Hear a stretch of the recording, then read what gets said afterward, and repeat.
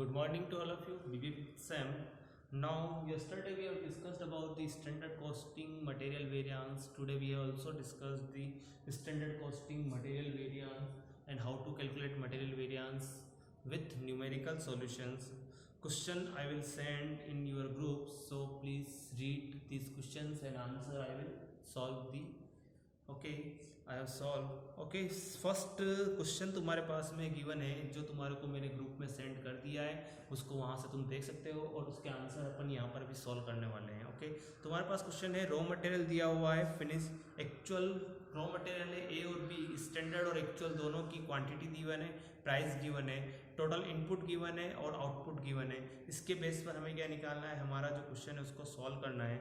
देखो तुम्हारे पास में फर्स्ट ए क्वांटिटी ये कहता है कि ए जो तुम्हारे पास में रॉ मटेरियल कॉस्ट वेरिएंस हमें ओनली तीन वेरिएंस यहाँ पर निकालने हैं। इसमें कहा है material cost variance material price variance और मटेरियल यूजेज वेरिएंस तीनों वेरिएंस की कैलकुलेशन करनी है।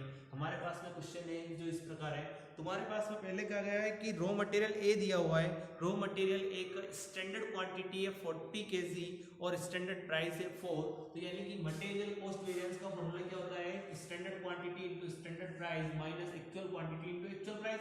तो यहाँ पर हमें एक प्रोडक्ट की निकालनी है तो एक प्रोडक्ट की स्टैंडर्ड क्वांटिटी कितनी है 40 इंटू तुम्हारे पास में स्टैंडर्ड प्राइस जो गिवन है वो है 4 रुपीज और माइनस एक्चुअल जो क्वांटिटी है ए प्रोडक्ट की वो तुम्हारे पास में 70 इंटू 5 यानी कि हमारे पास में एक्चुअल क्वांटिटी और एक्चुअल प्राइस गिवन है। अब ऐसे ही तुम्हें बी प्रोडक्ट की भी स्टैंडर्ड क्वांटिटी गिवन है वो तुम्हारे पास में गिवन है 60 इंटू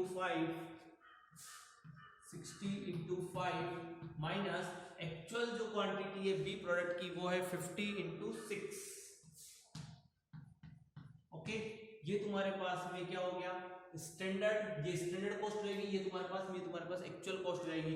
अगर मैं 40 इंटू 4 करता हूं और 60 इंटू 5 करता हूं तो तुम्हारा जो टोटल आंसर आएगा वो आएगा 460। देखो कैसे तुम्हारे पास में 4 इंटू 6 यानी कि 160 तो इसका आ गया प्लस 6 इंटू 5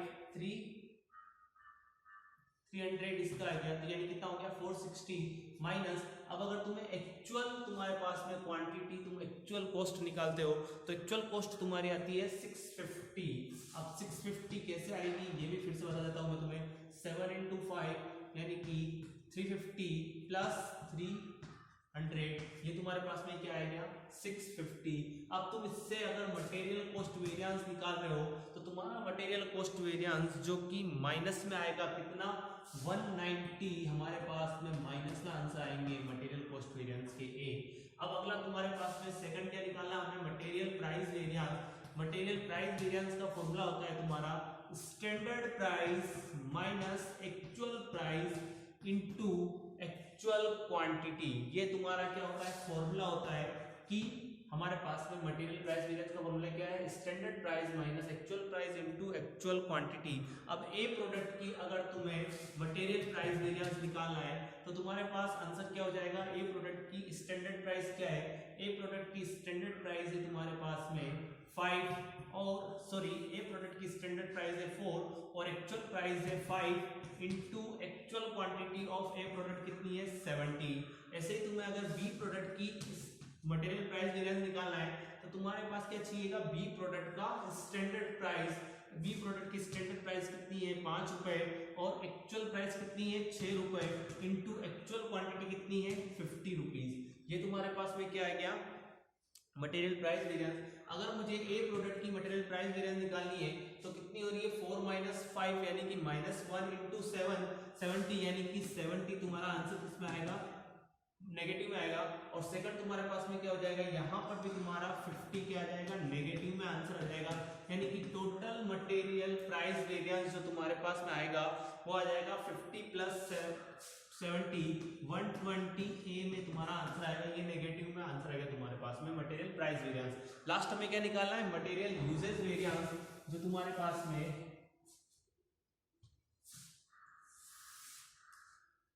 थर्ड जो फॉर्मूला होगा वो क्या होगा material usage variance. Material usage variance के लिए तुम्हें क्या करना है standard quantity minus actual quantity standard quantity minus actual quantity into standard price, ये तुम्हारा क्या हो जाएगा, मटेरियल यूजेज वेरिएंस का formula standard quantity minus actual quantity, standard quantity minus actual quantity into standard price.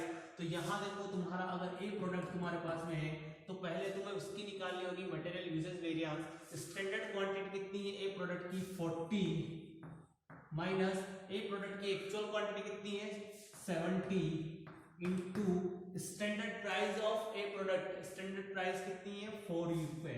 Okay, अगर मुझे इससे ही B product की निकालनी है तो तुम्हारे पास में स्टैंडर्ड क्वांटिटी कितनी हो जाएगी बी की 60 केजी, तो तुम क्या करोगे 60 माइनस एक्चुअल क्वांटिटी कितनी है 50 केजी इनटू हमारे पास में standard price of B product 5, ये तुम्हारी 5। तो यानी कि अब इनको सॉल्व करते हैं तो 40 माइनस 70 यानी कि माइनस का 30 इंटू 4 यानी कि 120 तुम्हारे पास में किसमें आएगा आंसर ए में आएगा, फर्स्ट नेगेटिव आएगा। अगला तुम्हारे पास में क्या रहेगा कि